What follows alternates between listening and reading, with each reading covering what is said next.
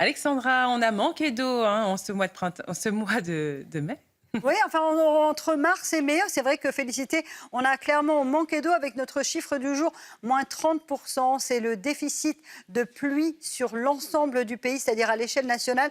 On n'a pas eu vraiment de précipitations. Les mois de mars, d'avril et de mai ont donc été particulièrement secs, avec une sécheresse de surface assez importante à l'échelle nationale. La bonne nouvelle, c'est qu'on retrouve cette semaine des précipitations. Ça fait du bien à la nature. C'est vraiment à cette période de l'année que les plantes ont le plus besoin d'eau. Et la bonne nouvelle, je vous le dis, c'est qu'on va avoir beaucoup d'eau aujourd'hui, notamment entre les Pyrénées, le Massif central ou encore le Grand Est, avec déjà de bonnes précipitations ce matin entre le sud-ouest et le Massif central. De la pluie également sur les régions du nord, notamment entre le Bordelais et le Grand Est. Et puis, dans l'après-midi, très logiquement, la perturbation dans un flux d'ouest est poussée en direction de la Bourgogne, de la Franche-Comté ou encore en direction du Lyonnais. Donc, beaucoup d'eau aujourd'hui. Attention néanmoins à ces orages, parfois localement assez forts, qui pourraient éclater en direction de l'est des Pyrénées. Et puis à l'arrière, on a ce qu'on appelle un ciel de traîne assez peu actif, avec une alternance de nuages, d'éclaircies, d'averses, avec peut-être quelques orages entre le bassin parisien et les Ardennes. Donc ça ne sera pas le grand beau changement de décor